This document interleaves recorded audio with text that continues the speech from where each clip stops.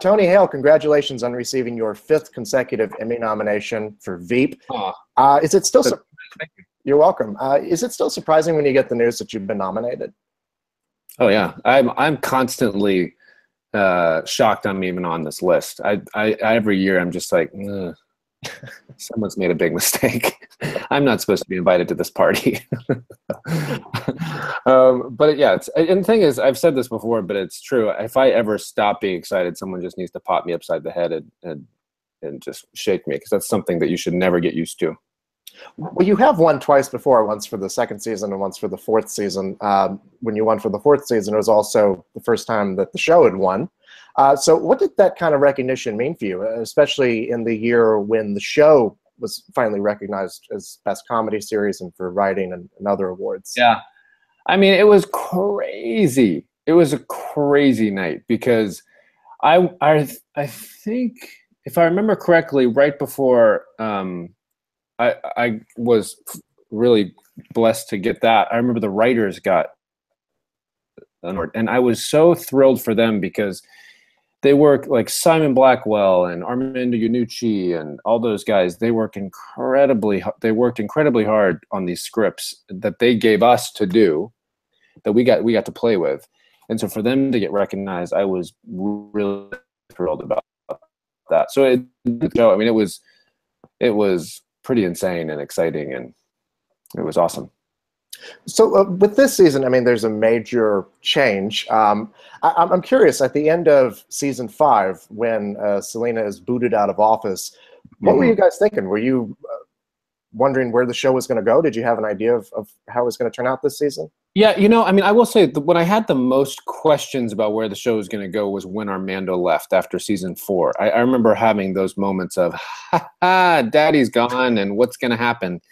And then when Julia really assured us of David Mandel's talents, and we met him, and then we just saw how seamless the transition was, man, then getting into season 6, I had such confidence in knowing that he and then the writers that he pulled together, they were so good at creating storyline and crazy, insane stories and all that stuff, that I had full confidence in what they were going to do. But it was also exciting because I can't think of a story where you see a president post their term, what happens, and doing a book deal and starting a foundation and all that kind of stuff. And kind of you go from being one of the most powerful people in the world to just, a regular citizen. And you're like, I mean, there has to be, and Selina, who's just a complete power crazy person, her identity was built in being the most powerful person. So when that's taken away, she doesn't know who she is. She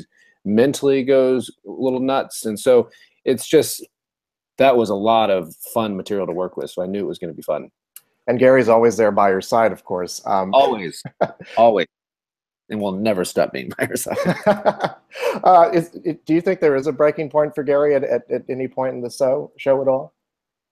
I actually thought there was going to be a breaking point during episode 8, I guess, when I go home. I went home to for my 40th birthday party, and she came with me. And I thought Gary was going to maybe finally say enough, because there was a time when I'm sharing a story with her that my father told me, because him and I did not have a good relationship in the show, and I was going to kind of share the story of how he did love me and make a really powerful statement at this party, and she ended up using my story for her campaign.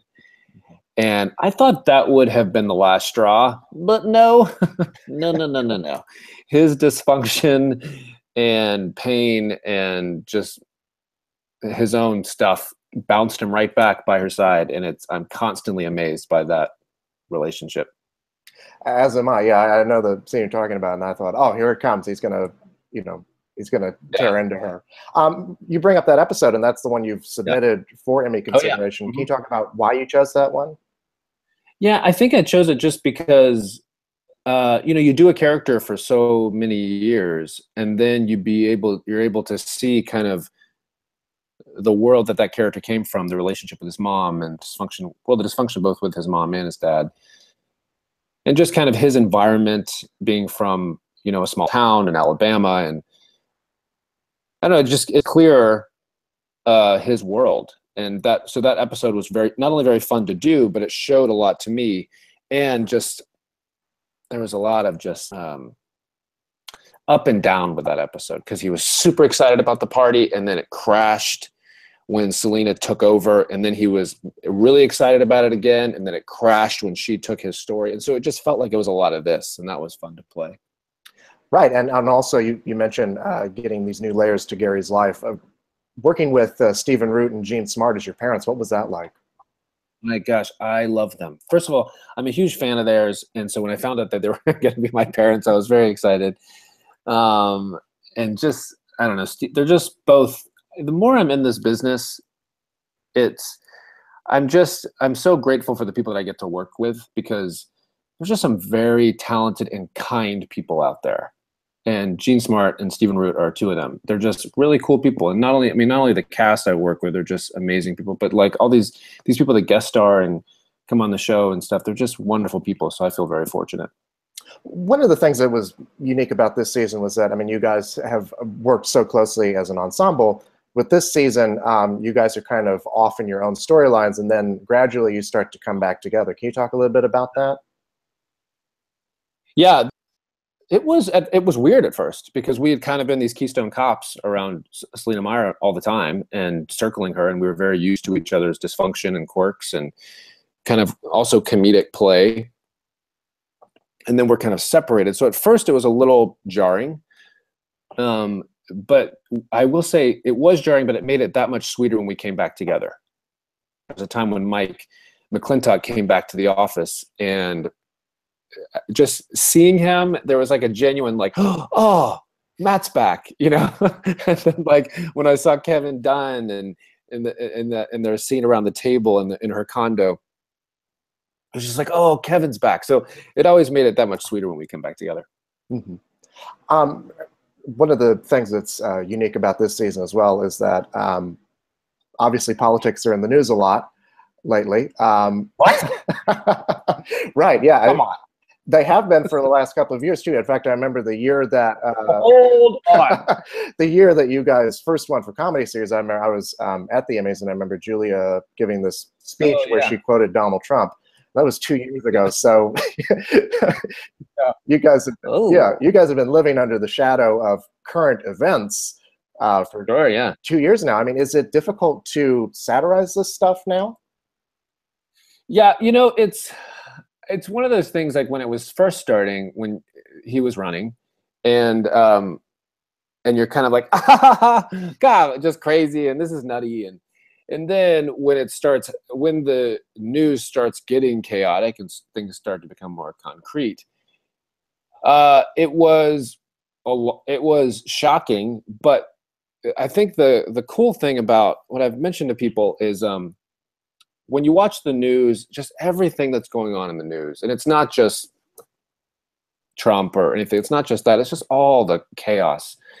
Sometimes it's really hard to laugh at that stuff. You know, it's really hard because there was a time when it was funny, and then started getting real, and you're like, oh, I feel guilty for laughing. This makes me feel weird. And I think Veep gives people the opportunity to laugh. You know, it's like, if you feel weird about laughing at the news, laugh at our show. You know, just release it on our show. And I do like that. I do like that that's offered in Veep. Well, it's also interesting too, because I mean, this season ends with her gearing up to run for president again. Yeah. So I mean, Gary was not happy about. Gary wanted her to stay in the rehab facility, and he could take care of her for the rest of her life. He was not happy about that choice. Well, is that where you guys are going in this next season, or are we going to see? I guess what can we expect for season 7? Do you know yet? I don't, and I get all my news from the interweb. So I'm very anytime like I see an interview pop up about Dave Mandel, I'm like, oh, any fun nuggets that I can learn from? Because I think it's and I've mentioned this before, but it's true. The element of surprise is what's the most exciting to me. You know, I love coming in and finding out the chaos that's been, because there's 10 writers over on the Paramount lot just coming up with these fun storylines, and I can't wait to see what they are. So I'm excited about those surprises. As am I. I wanted to ask you, so you mentioned the relationship that you have with Selina, and quite an abusive relationship, to say the least. Yeah. That's a kind way to say it. Right. Well, what makes Gary so loyal to her? Oh wow, that's a great question. I think it comes from a lot of pain. I think he that's all he knows. You know, I think seeing a little bit of his family in this past season and seeing where he came from, it's that kind of thing. Like, some people are more comfortable in chaos than they are in health and order. You know, and I think he's very comfortable in that. And he went from a very, kind of a mother figure to another mother figure in his life, and that's Selina. I mean, she's a lot more abusive than his actual mother, but he doesn't. It's almost like he doesn't have an identity outside of someone next to him. So his identity is her identity. So honestly, if she were to ever leave him, I don't think he would know who he was. You know, she defines him. Yeah. And if she was sitting by me right now, she'd be like, "That's right, I sure do." I know. I'm kind of surprised to not see you two sitting next to each other. Well, that brings up, I mean, working with Julia. I mean, since you bear the brunt of so much of her vitriol, and having met her a couple of times, she seems like a very lovely person. So Lovely. I wonder what that relationship is like between the two of you. In real life or in characters? In real life. Oh, it's awful. I'm so glad you asked that. It's been a nightmare. No, she is, and I'm sure people get tired of me saying this, but it's true. I think whoever is the star of the show, whoever is the number one on the call sheet, which means they're your star of the show, they set the tone for the show. They set the vibe. And Julia comes in. She knows the power of an ensemble. She knows the power of a team. And she sets a vibe that is, everybody is free to give ideas. Everybody's pitching in. Nobody is walking on eggshells. A lot of times, sometimes that lead of the show has an arrogance or an entitlement or ego, and that just sucks creative energy out of a space. It just sucks it out. And she provides this space that's incredibly kind and loving, and this business is not her first priority. It's her family, and that says a lot about her. And I just have huge respect for her, and I've learned a lot from her. And also, we also make fun of each other a lot. Like, I'm the one that breaks the most on set, and I can't help it. It's a problem. And she just kind of rib each other. Like, she said to me, what did she says, I was laughing during a take on camera, and she turned to me and she says, "Tony, you know you're not watching the show, you're in the show." And I said, "I know, but I think it's a funny show." But it's just she's a great friend, and I'm incredibly grateful to be working with her. And I mean, as Gary, you have been joined at the hip with her for most of the show. So I mean, how has the relationship grown since the first season? Ooh, the dysfunction always amazes me. I mean, it's cool though, and this is where the writing, I love that kind of back and forth with the writer and the actor, because there's things that were planted in, God, I don't even know what season it was, maybe season 4, where something happened on Labor Day, and that I know a secret about. And I used that to kind of keep my position, because I was, it was, what am I saying? I'm saying, like, there's stuff that Gary knows that even though it seems like Selina would leave him, she's not going to leave him, because Gary knows too much. And he's in enough pain that I think if she did leave him, he would use that as a weapon. So it's one of this very he loves her, but he'll also abuse his power, I think, to stay next to her. Well, there's a side of Gary that maybe we'll be seeing a little more of. Yeah. Anytime Gary can kind of lash out and lose his mind, I'm just always like, thank you. Because just penning up all of that, because he was described this past season as a bitchy mime. And I think that was perfect, because he just kind of stands behind her and just there's so much nonverbal going on that it's fun to finally break out and lose it sometimes. And to that point, I mean, what were some other highlights from this season for you? I mean, I think about the origin story that we see at the end of the season, or your heart attack. What were some more? Oh yeah, that's right. Yeah, because she found me as a candy striper, and getting her ice chips. I loved the heart attack story. I loved that because it was the first time that she made an effort to serve Gary, and she couldn't do it. It ended up there. He then was serving her again, and then he was so bad off, and she still made him work, and he passed out on the stairs. Like, oh, it's a mess. I love there was a scene in the bed in the hospital where I'm really sick, and I say it's my birthday, and she goes, I know, and I say, you know how old I'm turning?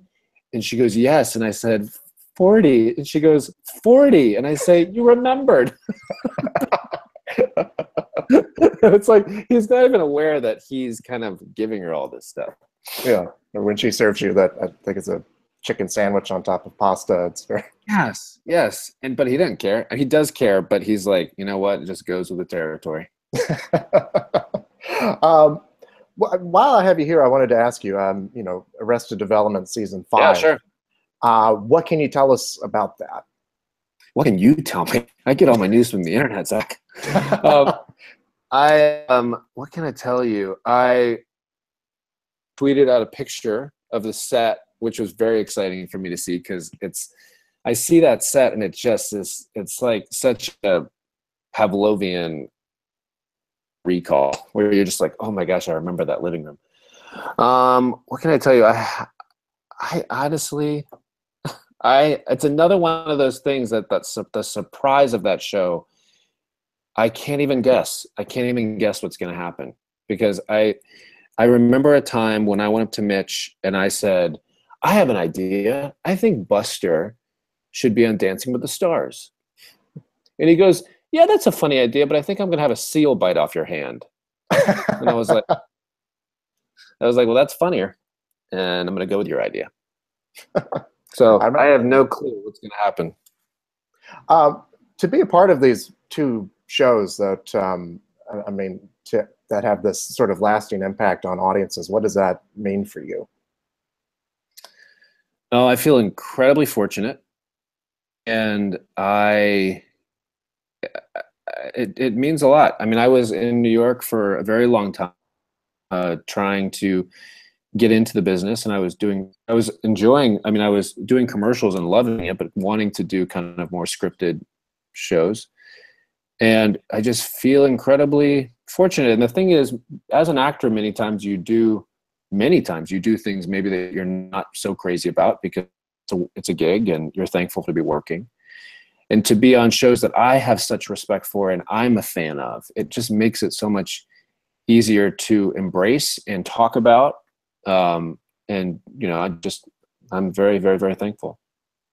Well, Tony Hale, thank you so much, and congratulations again on the nomination. And I look forward to. You're welcome.